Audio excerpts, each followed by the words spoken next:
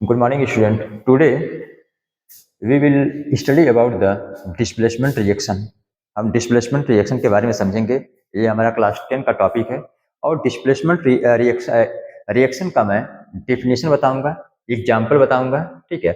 और बताऊंगा displacement reaction कैसे होता है, उसमें कौन सा मेटल किसको डिस्प्लेस करता है, ठीक है। तो हमारा टॉपिक यही है, definition of displacement reaction, example of displacement reaction, ठीक है।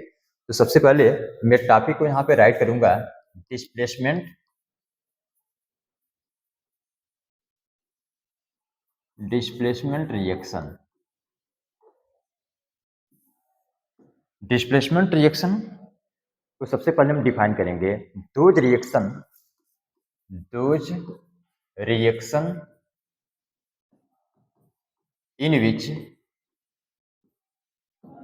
इन विच मोर reactive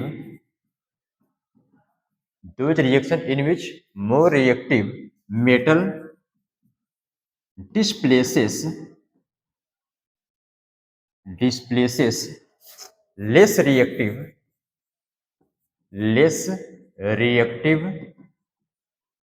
metal from its compound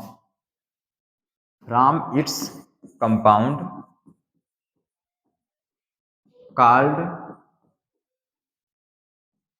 displacement reaction।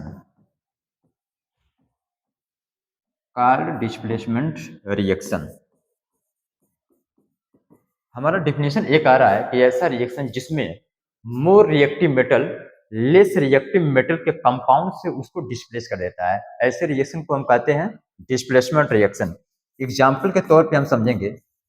हमारा पहला एग्जाम्पल है, एक आयरन मेटल है, आयरन का कोई सबस्टेंस है, आयरन का कील है आयरन का सबस्टेंस है।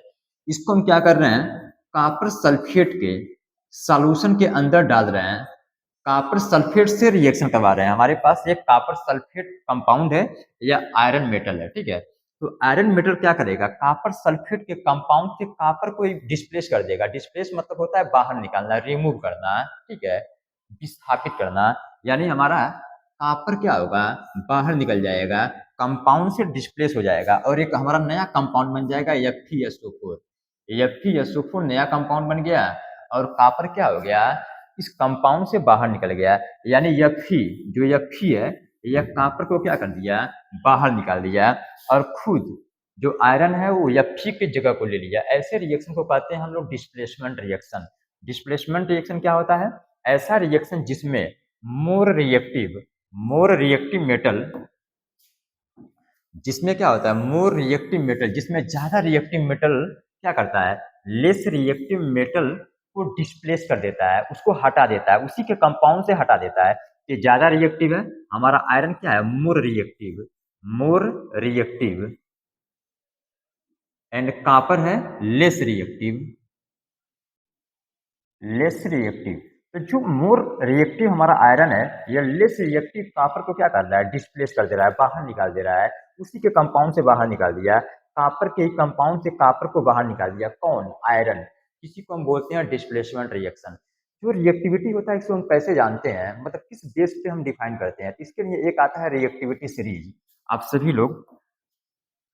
लोग के सिलेबस में है, जो बच्चे क्लास 10 में है उनके सिलेबस एनसीईआरटी के बुक में है रिएक्टिविटी सीरीज।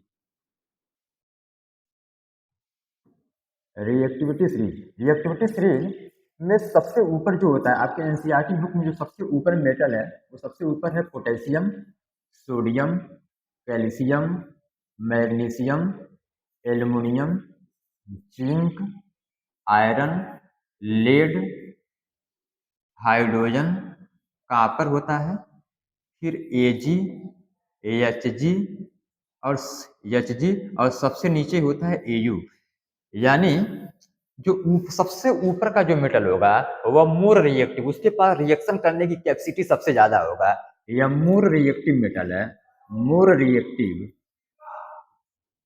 और नीचे वाला क्या है, लेस रिएक्टिव। जो नीचे होगा कॉपर, Ag मरकरी जिसको कहते हैं, नीचे क्या है, गोल्ड है, गोल्ड क्या है, लेस रिएक्टिव।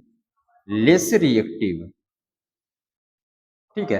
तो जो ज़्यादा रिएक्टिव मेटल होगा वो अपने से कम रिएक्टिव वाले मेटल को क्या करेगा, डिस्प्लेस कर देगा। जैसे यहाँ पे आप लोग आयरन को देखो, आयरन क्या है, जो आयरन है वह कॉपर से ऊपर है, कॉपर से अप टू कॉपर से ऊपर है, ठीक है ना। जो हमारा आयरन है वो कॉपर से ऊपर है।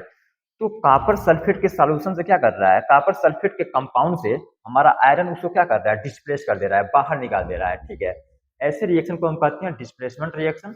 और डिस्प्लेसमेंट रिएक्शन ये रिएक्टिविटी सीरीज के बेस पे ही चलती है। जो सबसे ऊपर रहता है वो मोर रिएक्टिव होता है, जो नीचे होता है वो लेस रिएक्टिव होता है। तो मोर रिएक्टिव वाला मेटल लेस रिएक्टिव मेटल के उसी के कंपाउंड से डिस्प्लेस कर देता है, ठीक है। तो ऐसे रिएक्शन को हम कहते हैं displacement reaction. Thank you for watching.